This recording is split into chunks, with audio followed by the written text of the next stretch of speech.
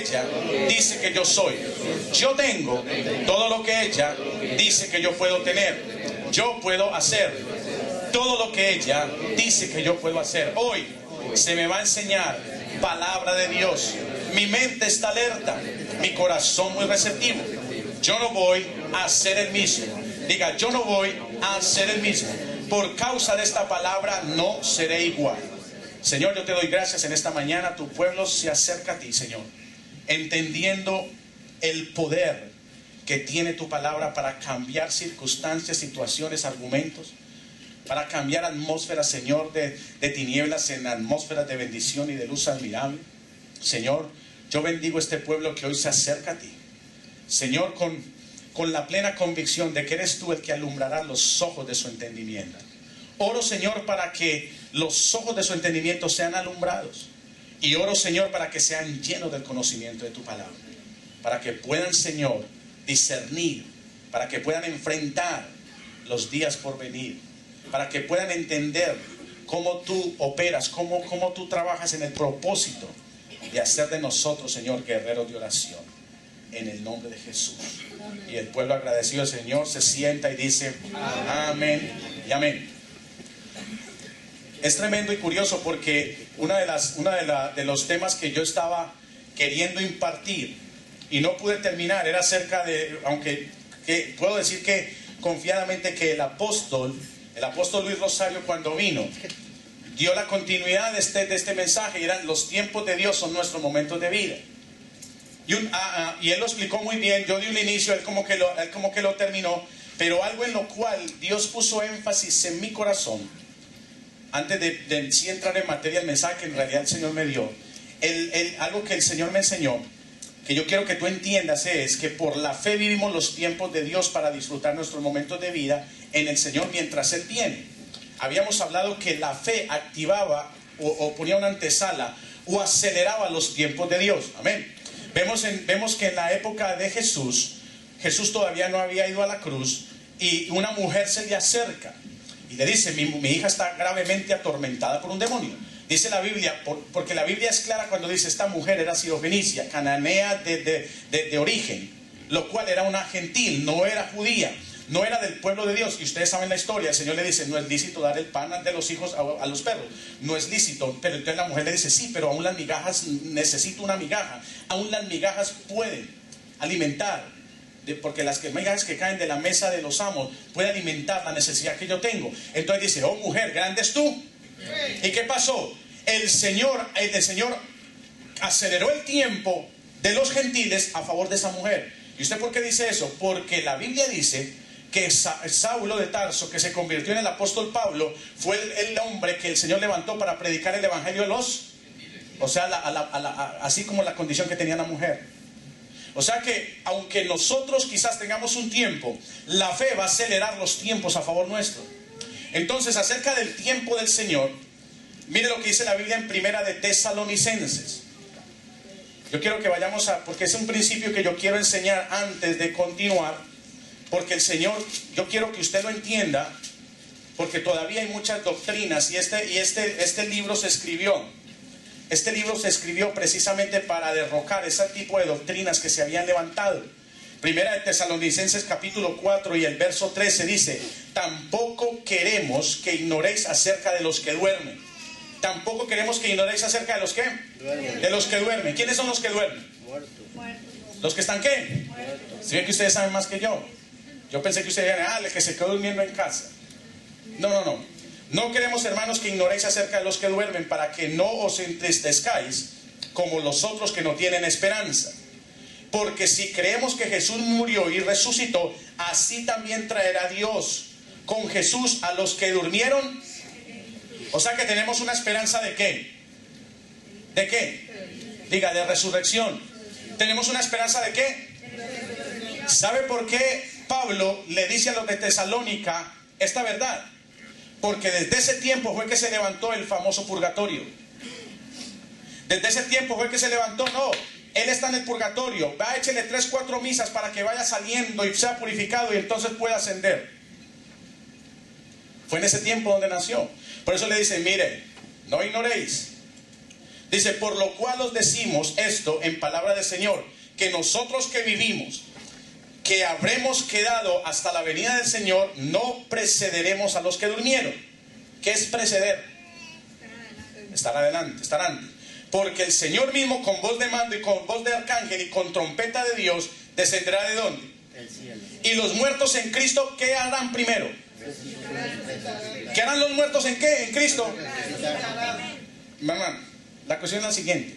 Los tiempos de Dios nadie lo sabe, pero yo sí sé que mi momento de vida me va a fusionar en el tiempo de Dios, en este tiempo, en el tiempo que estoy viviendo. Pero yo no sé cuándo el Señor venga, pero algo yo sé, que los que mueren en Cristo, cuando Dios venga, serán levantados primero. O sea que eso borra cualquier doctrina de purgatorio. No, hermano, tranquilo, mueras en pecado, que yo le hago misas aquí. Yo le canto todas las misas que usted quiera y como decía la abuela de mi esposa, ay, mi hijo, mi hija, yo vi a fulanito que ya le faltaban las manitos nomás. Es la ignorancia que le venden a uno. Pero aquí la Biblia es muy clara cuando dice, mira, Jesucristo va a venir un día. Ese es el tiempo de Dios. Por eso la Biblia dice que tenemos que estar todos los días como si fuera el último. Por eso es que la Biblia dice que todos los días tenemos que estar perseverando. Por eso es que la Biblia dice que todos los días tenemos que estar clamando, orando. Por eso es que, ay pastor, tenemos que estar todos los días de rodillas. No, que tu corazón esté correcto, recto delante de Dios. Que tú no albergues rencor, que tú no albergues falta de perdón, que tú no albergues amargura, que tú no estés albergando estas condiciones del alma que lo único que nos hacen es separarnos de Dios, porque eso es no tener fe, no tener confianza. Creo en Dios, aleluya, pero te viene una calamidad. Entonces, ¿qué pasó con la fe? No, hermano, es que tenemos que ser realistas. La fe es una cosa, pero la realidad es otra. Pero es que en la fe se adelanta los tiempos de Dios. Sí, yo lo entiendo, pero déjeme primero yo viego esto y entonces después hablamos de la iglesia. A la gente hay que enseñarle que esto es algo que es espiritual, pero que se manifiesta en lo natural. Tú vienes con una amargura bien grande a la iglesia. Tú vienes con un rollo así contra el esposo, la esposa, contra tu vecino, contra tu prójimo. Pero en ese momento Dios tocó tu corazón y de una que tú no sabes ni yo sé, no lo entendemos, Dios puso algo en tu corazón y ya se desató el perdón. ¿Cómo tú crees que va a reaccionar la persona a la cual tú le dices, mira, la cuestión del asunto te perdono? Se va el rencor de mi vida. Tú eres una persona plena, vas a sentir paz en tu corazón y tu vida va a ser mucho mejor. Se va a manejar mucho mejor. Entonces aquí Pablo le está diciendo, miren, no tengan problema con eso. Dios un día con voz de mando y con voz de arcángel y con trompeta de Dios descenderá del cielo, y los muertos en Cristo que harán primero resucitarán. Luego nosotros, los que vivimos, los que hayamos quedado, ¿seremos qué? Juntamente con ellos, ¿en dónde? Léalo. No lo dice en mi Biblia solamente, la tuya también dice, ¿en dónde? ¿Para recibir a quién? ¿En dónde? Y así estaremos con quién. Por lo tanto, alentados los unos a los otros con estas palabras. Esto es un mensaje que no se predica mucho porque es muy escatológico, pero yo simplemente lo discerní de esta manera. Si yo hasta el día que Jesucristo le tenga en su divina potestad venir, yo quiero que me halle haciendo la obra de Dios. Porque si eso sucede y el día del gran arrebatamiento, el libro de Apocalipsis habla de una tribulación. Yo a veces me preguntaba, esa tribulación que la gente habla, ¿qué será? Y yo me pongo, ya la gente, hay gente que me ha dicho, pastor, usted ya sabe que ya le están incrustando el chip a la gente, ya le están incrustando y que la marca en la frente del 666, y tú ya viste esto, tú ya viste aquello, y la gente se angustia por eso. Y yo te digo, el corazón, si tu corazón no te redarguye, tú tienes que tener confianza en Dios. Esas cosas van a pasar, es cierto. Va a venir un mover de inicuo sobre la gente, sobre el pueblo. Y dice la Biblia que el que no tenga esa marca no podrá comprar en supermercado. Eso lo sabemos. Lo que yo quiero decir es que yo quiero vivir cada día como si fuera el día del Señor. Que si el Señor viene y si me halla haciendo eso, yo voy a ser levantado. Entonces la tribulación, ¿cuál va a ser la tribulación? Tú te imaginas gente, millones de gente en todo el mundo haciendo algo en ese momento y que de un momento a otro desaparezca. Eso va a causar una tribulación tremenda. Aviones que van a estar siendo piloteados por gente creyente se desaparecen. ¿Qué pasó con el avión? Dice que habrá una tribulación como nunca ni antes la habrá, y todo ojo le verá. Pero lo tremendo de todo esto es que dice, dice, de Tesalonicenses escribieron para corregir algunas creencias erróneas acerca de los acontecimientos finales relacionados con el día o momento del Señor. Por eso tú no puedes, pastor, tenemos que estar. No, tú no tienes que estar angustiado por ese día. Si tú eres hijo de Dios, número uno, algo que Dios te da, descanso. Aunque la gente no está pensando en el día del Señor, sí la gente está pensando en el famoso afán de mañana. Entonces la gente está afanada, la gente está atribulada. Y por la venida del Señor, no, están atribulados por algo tan sencillo, por el día de mañana. Ay, mañana sí tendré trabajo para pagar la renta. Mañana sí tendré trabajo para poder poner un plato de comida en la mesa. Mañana sí el patrón amanecerá vivo para seguir generando trabajo para mí. La gente está atribulada por algo sencillo. Y Pablo le dice, mira, no se atribulen por eso, más bien estén pensando que el día manifiesto del Señor, grande y temible, ese día más vale que tú estés haciendo la obra de Él. Más vale que ese día tu corazón esté recto para que tú seas levantado juntamente con Él. Así es que debe reaccionar la iglesia. Entonces, en 2 de Tesalonicenses, en el capítulo 2 y el verso 1, mire ahí en el libro que sigue, porque es primera y segunda. En el 1 dice, pero con respecto a la venida del Señor, aquí vuelve y le repite, aquí fue Pablo más enfático, dice con respecto a la venida del Señor.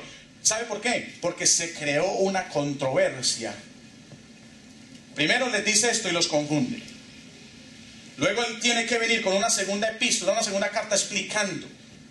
Y aquí le dice con respecto, miren hermanos, con respecto a la venida del Señor, nuestro Señor Jesucristo, y nuestra reunión con Él, os rogamos, hermanos, que no os dejéis mover fácilmente de vuestro modo de ¿qué? Vino una tribulación de pensamiento que Pablo tiene que verse exigido a escribir una segunda carta y explicarles bien.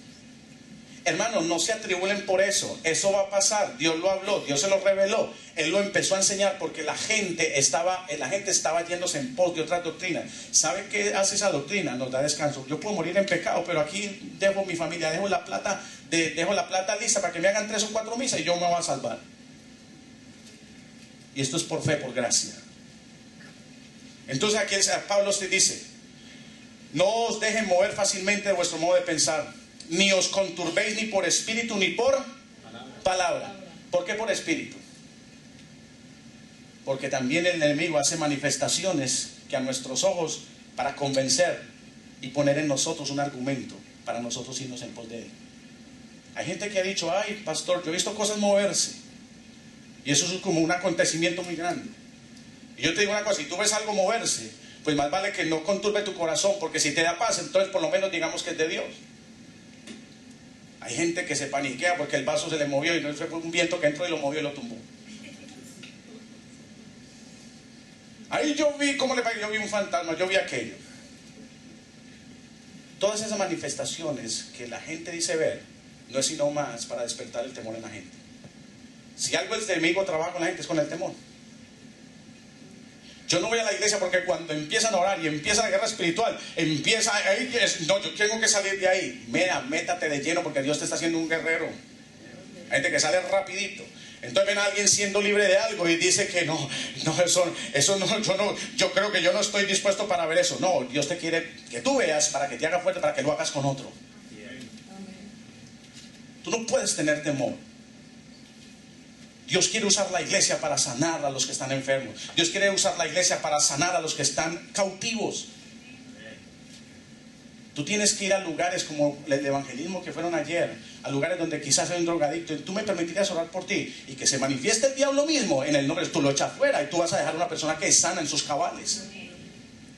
Dice que cuando Jesús vino al endemoniado Gadareno, le salió al encuentro, le salió con gritos, le salió con gran despavorido, y el Señor le dijo, ¿cómo te llamas? Legión, porque somos muchos. Salgan de ahí. Señor, no nos saques, no nos eches al abismo, mándanos a los cerditos. Ok, vaya. Y le obedecieron. Pero el Señor estaba observando que los que estaban viendo eran los discípulos. Tú tienes que anhelar estos momentos de Dios para que Dios use tu vida para libertad, para sanar, para lo que nosotros verdaderamente fuimos levantados. Por eso digan, no tendré temor. Tú no puedes tener temor. No puedes tener temor que si estás dejando una cosa por hacer las cosas de Dios y tener temor de que si dejo de hacer esto, entonces me va a venir esto. No, si tú tienes tu plena confianza en Dios, Dios, y Dios es primero. Lo que pasa es que nosotros tenemos que aprender a priorizarlo primero en nuestra vida. Y es lo que Dios nos está enseñando a través de la iglesia. Dios es primero. Diga, Dios es primero. Diga, Dios es primero. Diga, primero que el trabajo. Diga, primero que la esposa. Diga, primero que el esposo. Diga, primero que los hijos. Diga, primero que la comida. Diga, Dios es primero. ¿Para cuántos la esposa es primero? No debería ser así, ¿cierto? Pero lo es. Yo a mi esposa la tuve en un altar por mucho tiempo. Yo no tengo temor en decirlo. Yo cuando empecé a ser creyente, mi esposa ocupaba un liderazgo que no debería tener. Y el Señor empezó a procesar mi vida hasta que me dijo, lo que pasa es que tú tienes que tumbar ese ídolo de ahí. No es que haya algo malo con ella, sino que yo necesito que tú me entrones primero. Porque si tú me entronas primero, entonces todo se va a alinear de acuerdo al orden correcto por el cual tú decidiste ponerme como primero. Eso es lo que Dios va a hacer. Y por eso Dios pone la iglesia. Y por eso la iglesia tiene que enseñar. ¿Por qué la gente siempre sucumbe en el deseo de querer relacionarse con Dios? ¿Qué hace un pastor, una profeta enseñándole a la iglesia? No es sino más a enseñarles cómo relacionarse con Dios de una manera íntima. Eso es lo que hace un pastor, eso es lo que hace en una iglesia. Usted viene aquí a recibir la palabra, no para decir, oh, gloria a Dios, tremenda palabra. Oh, no, es que Dios quiere que tú te relaciones con Él de una manera más íntima. Pero siempre va a haber algo que se quiera oponer. Amén. Entonces miren lo que le sigue diciendo. No os dejéis mover fácilmente de vuestro modo de ¿qué? De pensar. ¿Cuántos piensan de que Dios es lo primero? Levante la mano. Yo quiero saber gente que dice que primero es Dios. Ahora, aquí la Biblia dice, no se dejen mover fácilmente de vuestro modo de pensar. ¿Qué quiere decir eso? Que si Dios es primero y hay algo que me está quitando la posición de Dios de primero y me voy en pos de eso, entonces me dejé mover fácilmente de la forma de pensar. ¿Entiende? Dios es primero. ¿Cuándo se predica la palabra de Dios? Dígame un día. Domingo. Digamos que hoy es que domingo. Dios es primero, diga, Dios es primero. Entonces, ¿por qué para muchos Dios no fue primero hoy? Porque se dejaron mover fácilmente de su modo de ¿qué? ¿De su modo de qué? Porque todo está en el ¿qué? En pensar. Si yo pongo a Dios como primero, Dios va a ordenar las cosas. Aunque al principio no parezcan a mi manera de pensar, a mi manera de yo escudriñar las cosas. Amén. Dios es primero, diga, Dios es primero. Por encima de todo. Entonces mira lo que sigue diciendo. No se dejen mover, ni se conturben, ni por espíritu, ni por palabra, ni por carta, como si fuera nuestra, en el sentido de que el día del Señor está cerca. Nadie os engañe en ninguna manera. Póngamelo ahí, 2 Tesalonicenses capítulo 2. Vamos en el verso 3. Nadie os engañe en ninguna manera, porque no vendrá sin que antes venga la ¿qué? Diga, la apostasía. ¿Qué es la apostasía? ¿Qué es la apostasía? El engaño. Mire, si ve que hay que entender qué significan las palabras. ¿Qué es la apostasía? El último tiempo. ¿Y qué es apostatar de la fe? ¿Cómo qué? Negarla porque simplemente digo no creo. ¿Con qué? Con hechos. Entonces dice la Biblia que ese día no va a venir sin que antes venga la ¿qué? Los que van a apostar de la fe. Te conviene saber lo que significan las palabras, porque muchos son apóstatas sin saberlo. No de palabra, porque para eso podemos decir que los ateos son apóstatas, pero el que niega algo que existe, para mí no vale. ¿Qué quiere decir eso? ¿Niegan a quién? Los ateos, ¿qué hacen? ¿Niegan a qué? Ah, sí, Dios, Dios. ¿Niegan a quién? Entonces están aceptando a quién. ¿A quién? No, están aceptando a quién. Una persona que niega algo que existe en realidad, ¿acepta a quién? Al que están negando. Yo no creo en Dios. Entonces, subliminalmente por detrás lo está aceptando. ¿Cómo vamos a negar algo que existe? ¿Cómo vamos a negar algo que nosotros estamos en contra de? Lo estamos aceptando. Por eso el ateo yo no creo en el ateo. Creo más bien el que con sus actitudes niega la veracidad de Dios. Dice, No sin que antes venga la apostasía y se manifieste el hombre de pecado, el hijo de perdición. Quiere decir que dentro de los que van a apostar de la fe, quiere decir que dentro de los que están en la iglesia, que van a empezar fuertemente a negar la fe, de ahí va a salir el hijo de ¿qué? Mire que no es del mundo, porque entonces todos allá serían hijos de perdición, y yo un día fui hijo de perdición. ¿De dónde va a salir el inicuo, el hombre de pecado, el hijo de perdición? ¿De dónde sale? Pero dígalo de verdad. ¿Por qué? Porque van a empezar a ¿qué? A apostar de la fe. Uy, tuviste esa manifestación de gloria del Señor. Oh, amén, aleluya. Un año después, ¿qué va? Eso fue que el pastor le pagó. No, eso fue que ahí le colaboraron. Por eso yo no voy a esa iglesia, porque eso yo no sé, pero yo voy a poner en tela de juicio eso. Eso no es del Espíritu. Y el Señor dice, a mí me pueden negar y a Dios también, pero al Espíritu Santo la blasfemia no será perdonada ni en esta generación ni en la otra. Entonces a veces somos muy ligeros para hablar. Entonces mucha gente dice, no, eso fue la época de Jesús, que le dijeron por el nombre de Belcebú echar fuera a los demonios. Hoy en día también hay blasfemos, gente que antes se gozaban los moveres del Espíritu Santo y ahora lo niegan y hasta se atreven a decir cosas que no deben decir. Por eso tú tienes que enseñarle, ten cuidado. Más bien diga, me reservo, pero no blasfemes algo que Dios dijo en su palabra, que no será perdonado. Dice, se levantará el inicuo, el hombre de pecado, el hijo de perdición, el cual se opone y se levanta contra todo lo que se llama Dios, o es objeto de culto, o es objeto de culto. Quiere decir que se va a levantar gente que se va a oponer fuertemente a todo lo que se llama Dios, pero antes servían a Dios. Por eso Pablo es muy fuerte cuando dice, no se dejen mover de su manera de pensar tan fácilmente.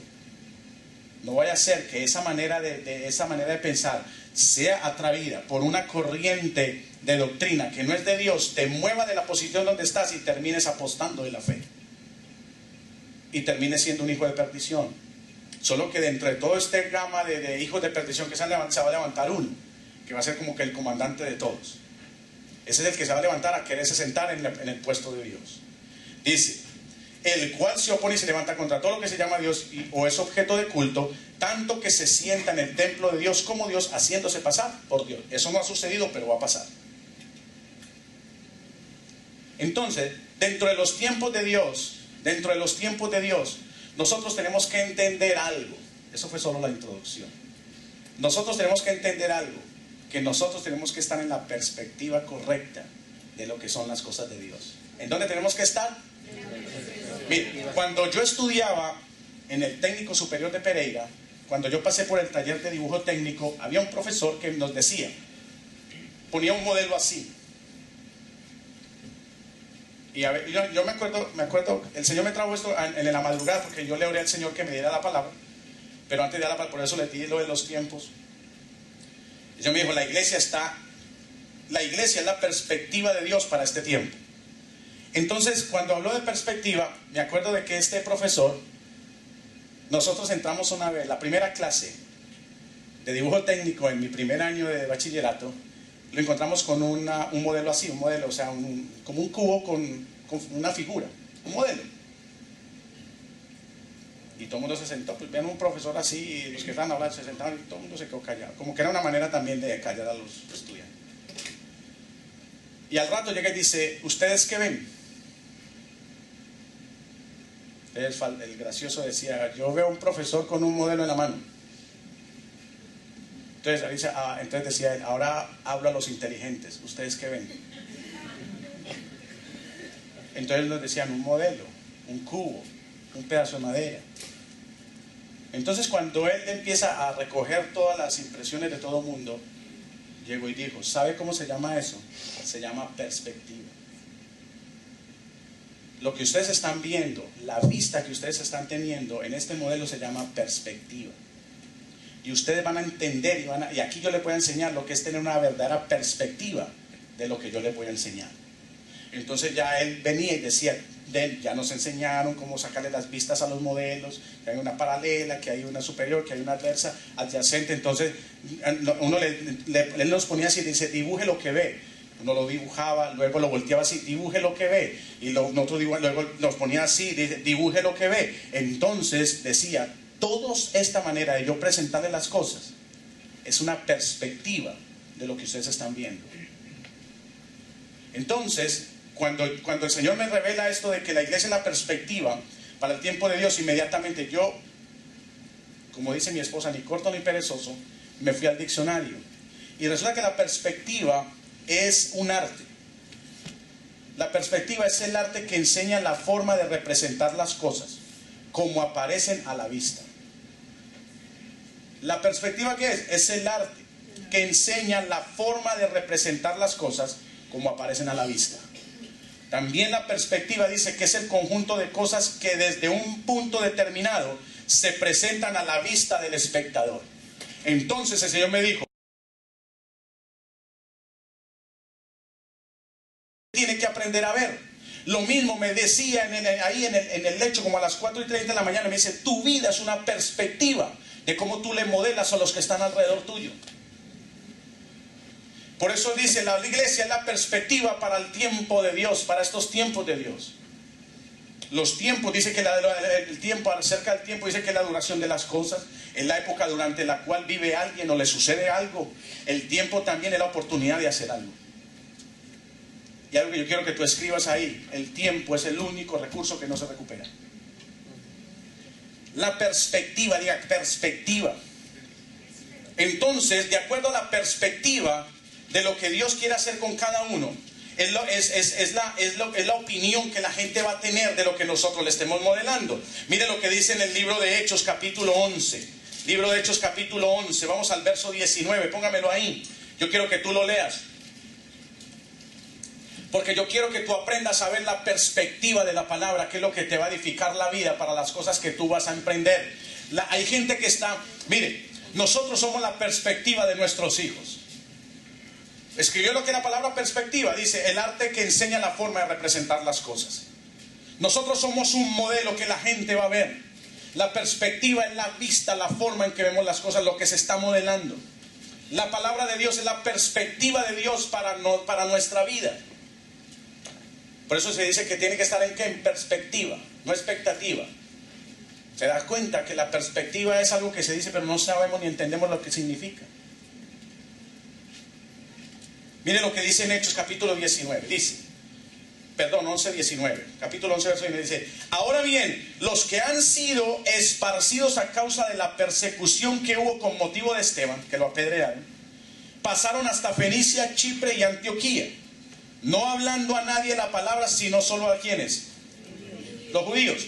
Pero había entre ellos unos varones de Chipre y de Cirene, los cuales cuando entraron en Antioquía, hablaron también a los griegos anunciando el evangelio del Señor Jesús. Y vio que en Colombia fue la primera vez que se predicó el evangelio.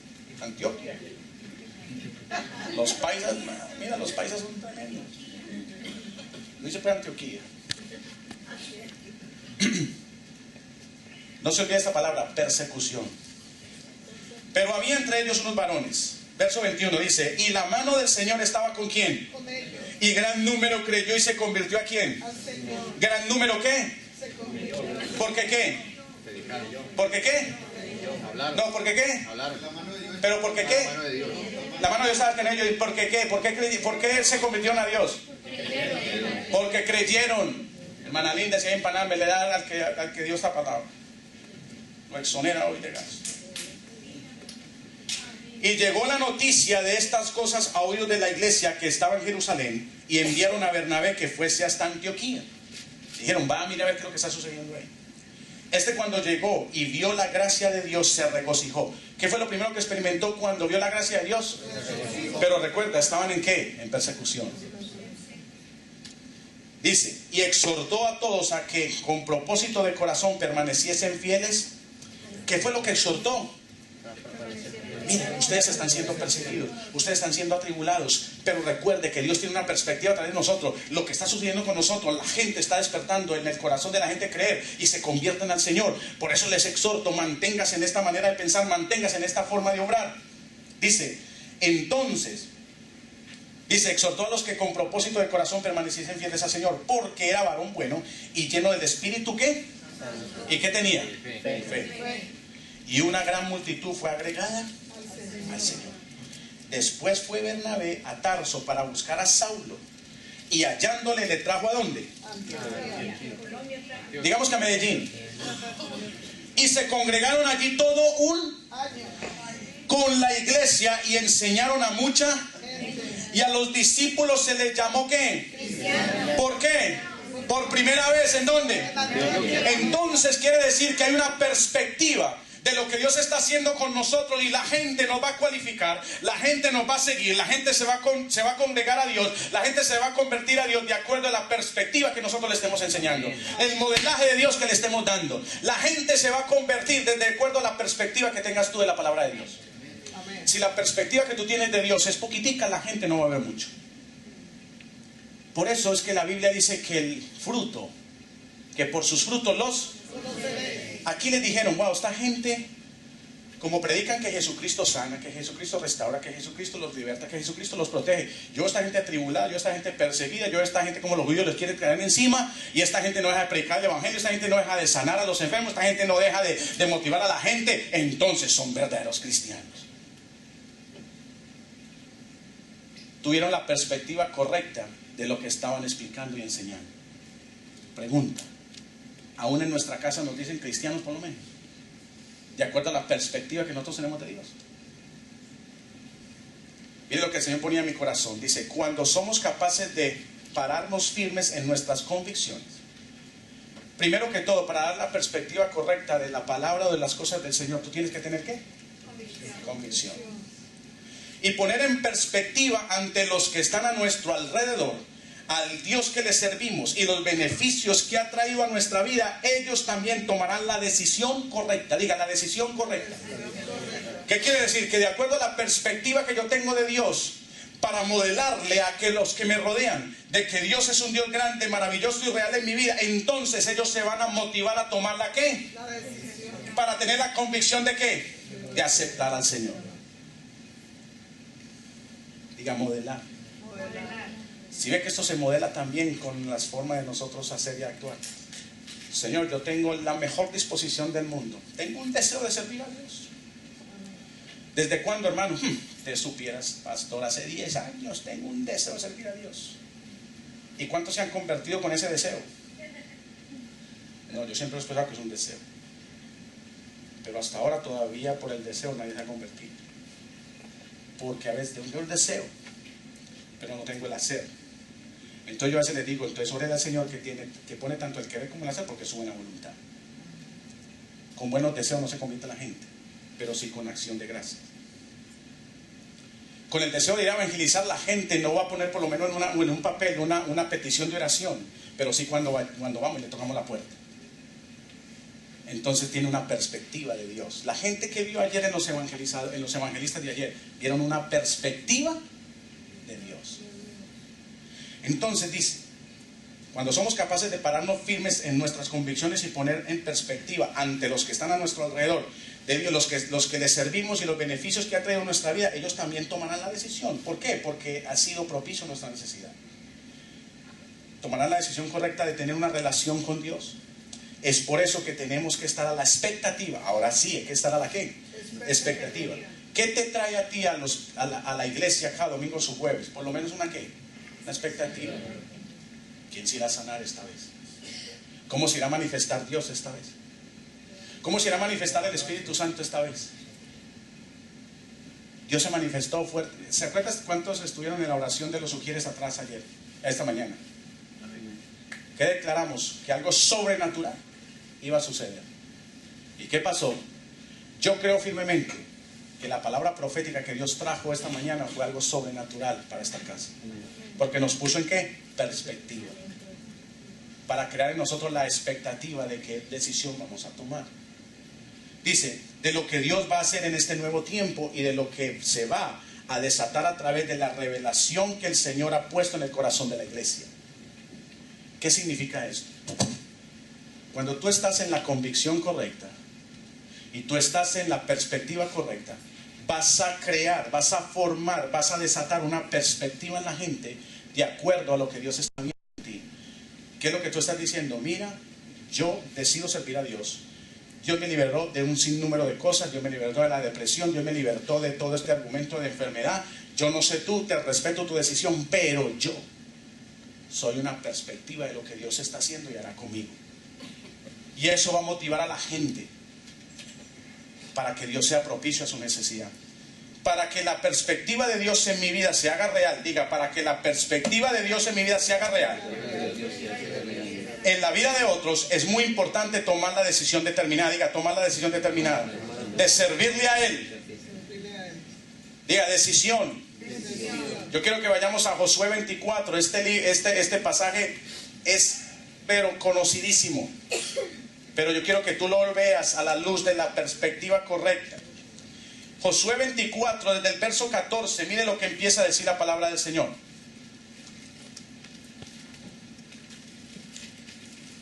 La decisión de Josué,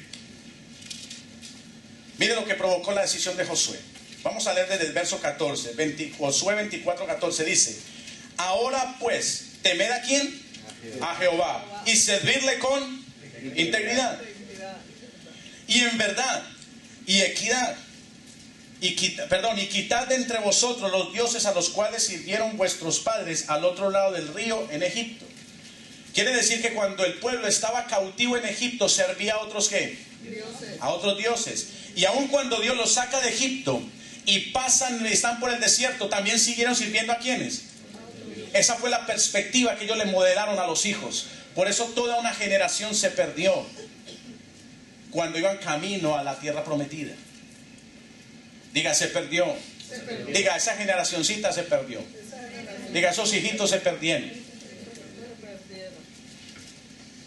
Dice, y servid a Jehová. 15, y si mal os parece servir a Jehová, escogeos hoy a quien sirváis.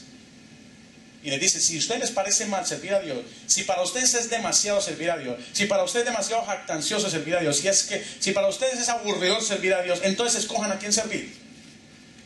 Dice, si a los dioses a quienes sirvieron vuestros padres cuando estuvieron al otro lado del río, o a los dioses de los amorreos en cuya tierra habitáis. Pero yo y mi casa serviremos a Jehová. Pero yo y mi casa, hermano, tú tienes que tener una perspectiva correcta de Dios para tú determinarte servir a Dios en medio de un pueblo que servía a otro Dios. Entonces, ¿qué provocó esta convicción? ¿Qué provocó esta convicción en el pueblo de Israel? Cuando Josué viene y les dice y los confronta y les dice, miren, ustedes decidan hoy a quién servir, si a los dioses que sirvieron sus padres, si van a seguir en la misma tonita todos los días, ustedes que son tantos, son millones, son miles, ustedes verán qué hacen, pero yo y mi casa tenemos la perspectiva correcta de Dios, pero yo y mi casa decidimos servir a Dios. Amén. Y mira lo que responde el pueblo. Dice, entonces, verso 16, entonces el pueblo respondió y ¿qué dijo? Nunca tal acontezca que dejemos a Jehová para servir a otros dioses. Porque Jehová nuestro Dios es el que nos sacó a nosotros y a nuestros padres de tierra de ¿dónde? Y de casa de servidumbre. Al que ha hecho estas cosas grandes, al que ha hecho estas grandes señales y nos ha guardado por todo el camino por donde hemos ¿qué? Y en todos los pueblos entre los cuales por los cuales pasamos. Y Jehová arrojó de delante de nosotros a todos los ¿qué? Y al amorreo que habitaba en la tierra. Nosotros pues también serviremos, porque Él es nuestro Dios. La convicción de Josué de servir a Dios provocó que esta gente dijera, no, nosotros también vamos a servir a Dios. ¿Por qué? ¿Por qué dijeron vamos a servir a Dios? Ahí lo dice la escritura muy claro. Ellos no dijeron vamos a servir a Dios y ya. ¿Qué dijeron cuando dijeron nosotros vamos a servir a Dios? ¿Por qué? Empiezan, porque Jehová nuestro Dios es el que nos sacó de nosotros de la tierra de Egipto, de la casa de servidumbre, porque Él hizo todas estas grandes señales y nos ha guardado por donde hemos andado y en todos los pueblos donde hemos pasado. Y Jehová arrojó de delante de nosotros a los amorreos, a los enemigos. Ellos tenían una perspectiva de Dios. Y de acuerdo a la perspectiva y la decisión y la convicción de otros, decidieron servir a Dios. Pero aunque la gente sabe que Dios ha sido grande, aunque la gente sabe que Dios los ha libertado y los ha sanado, aunque la gente sabe que Dios en momentos cruciales de su vida ha sido propicio, la gente aún así ha decidido no servir a Dios.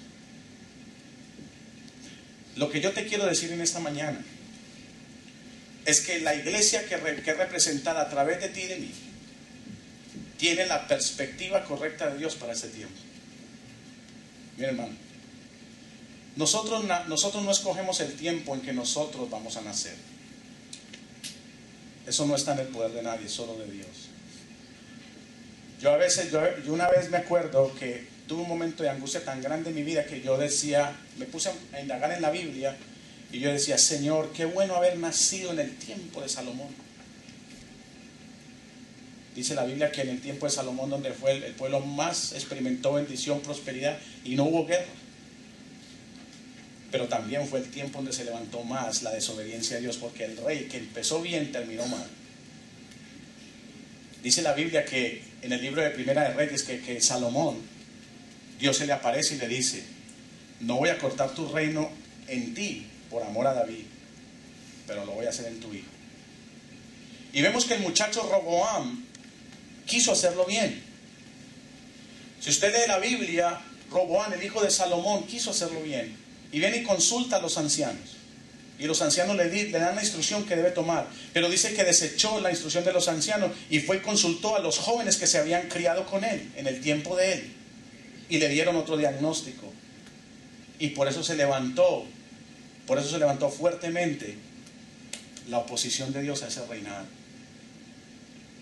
Quiere decir que nosotros somos el puente de la perspectiva a nuestra próxima generación. Nosotros somos los que vamos a modelar una perspectiva correcta y de acuerdo a nuestra convicción, primeramente, y nuestra decisión, vamos a hacer que las generaciones que vienen sean generaciones que sirvan, que bendigan el nombre de Dios para a su vez ser de bendición a las próximas generaciones. Yo bendigo a Dios que cada generación Dios siempre pone un remanente que le sirva a Él de todo su corazón. ¿Tú te imaginas en el año 2013 donde estamos? En una nación tan apóstata como los Estados Unidos, en una nación que está tornando todo su rostro contrario a Dios, pero que nació en los rudimentos de Dios, no haya gente que clame por esta nación. ¿Qué será de nuestras familias? La Biblia dice que dichosos los pechos que no amamantaron y los vientres que no concibieron. ¿Por qué Dios dice eso? Porque va a haber tiempos donde va a ser hasta difícil criar un hijo. Y quizás a la gente le va a costar más que en el tiempo de ahora. Pero ¿qué quiere decir eso? La profeta habló, la pastora habló alguna palabra que dijo, no te vayas en pos de este tiempo de gracia que Dios está poniendo. Extrae de él la gracia que Dios te está dando, pero sin olvidarte de poner los pies en la tierra y pararte en la perspectiva correcta, de que Dios lo está utilizando para conocer el corazón. Y yo quiero que Dios revele mi corazón, porque si hay algo incorrecto, yo quiero que Él lo arregle, porque tengo que modelar algo que viene detrás de mí. Nuestros hijos no son el resultado simplemente de la vida, el resultado de la escuela, el resultado de lo que se le dijo, son el resultado de lo que nosotros le modelemos. La perspectiva que tengan de sus padres. Eso es lo que Dios nos quiere enseñar en esta mañana. Dios nos quiere enseñar que cuando se levanta una generación, el propósito es que Dios siempre durante todas las edades ha puesto su perspectiva correcta delante de nosotros, que es su palabra, y levante gente quien la enseñe. Cuando Dios levanta gente quien enseña la palabra y esa persona está en la perspectiva correcta, está salvando el corazón de muchos, pero la decisión la seguimos teniendo ¿quiénes? Nosotros. Por eso Josué dice, yo no sé ustedes, si ustedes ven, Josué Josué vivió más de 32 batallas donde Dios estuvo en ella, y aún así en su vejez le dice a la gente, yo no sé ustedes, si ustedes quieren seguir sirviendo a los dioses de sus padres, a los dioses que sirvieron en Egipto, al otro lado del río, yo no sé ustedes son millones, yo no sé ustedes vieron todas las manifestaciones de Dios, pero yo en mi casa serviremos a Jehová. Yo creo que Josué no le estaba diciendo eso a gente que verdaderamente quería, desear servir a Dios. Yo creo que era Josué viendo un pueblo que después de todo lo que Dios estaba haciendo y había hecho, estaba gente que todavía estaba en pos de su idolatría, estaba en pos de sus dioses ajenos, estaba en pos de lo primero que querían servir. Por eso los tiene que exhortar. La iglesia, así como edifica, la iglesia, así como consuela, la iglesia también tiene que exhortar en estos tiempos. Pero nosotros no tenemos los dioses de los amorreos, nosotros no servimos a los cananeos, nosotros no servimos a los sebeos, los feruseos, los jereseos y los feos, nosotros no servimos a esa gente, pastor. Pero sí viene un alineamiento espiritual. La Biblia habla el dios Mamón. Mamón viene desde la época de los fenicios por allá atrás. ¿Y quién es el dios Mamón de hoy en día? ¿El amor a qué? ¿Y la Biblia qué dice con respecto al amor al dinero? Que el dinero no es el problema, sino el qué. El amor al dinero, porque de ahí vienen qué. Todos los qué. Hermano, por dinero se han matado. Mire, mi esposa le gusta mucho ver un programa, Crímenes Millonarios. Y ven cómo una pareja se une. Y el uno está, como tiene plata, el uno está buscando cómo matarlo para quedarse con el billete. O hijos maquinando la muerte, y hechos reales, registrados, maquinando cómo matar a sus padres. No me duerman, por favor. ¿Cómo queriendo matar a sus padres? Para quedarse con el billete. Y dicen, no, yo no sirvo a ese Dios. Eso fue en la época de los filisteos. Eso fue en la época de Salomón. Eso que lo briegue Salomón delante de Dios. Hermano, la diosa Diana, todos estos dioses que tienen un trasfondo histórico, hoy en día, hasta el día de hoy, se manifiestan todavía. Se manifiestan. Hoy en día vemos la diosa de la fertilidad. ¿Contra quién? La mujer de la diosa de los sidonios, Astoret. Dios dijo, por cuanto, a Salomón le dice, por cuanto te inclinaste a los dioses de estas mujeres que tú trajiste a tu casa, les levantaste templo, Astoret, diosa de los fenicios, a fulana de tal, a fulano de tal, a Moloch, a toda esta gente que hicieron pasar a los hijos por el fuego, a toda esta gente. ¿Quién era Astoret? La diosa de los fenicios, la diosa de la fertilidad. De ahí viene Jezabel. Y Jezabel no es sino que más que la manipulación en un hogar de una mujer, querer manipular al esposo. Y de ahí también viene la inmoralidad. Entonces hoy en día esos dioses no los llamamos así, pero se manifiestan en los hogares. Por eso el retiro matrimonial, cuando se habló acerca de la sexualidad, que menos mal no se tocó muy largo porque eso es un tópico muy fuerte y muy profundo, pero en los hogares está metida Astoret. Hombres que quieren hacer con sus mujeres, y tú no me voy a meter en eso ahora porque eso es otro asunto, pero tú tienes que discernir con la sabiduría de Dios quién está metido en tu casa.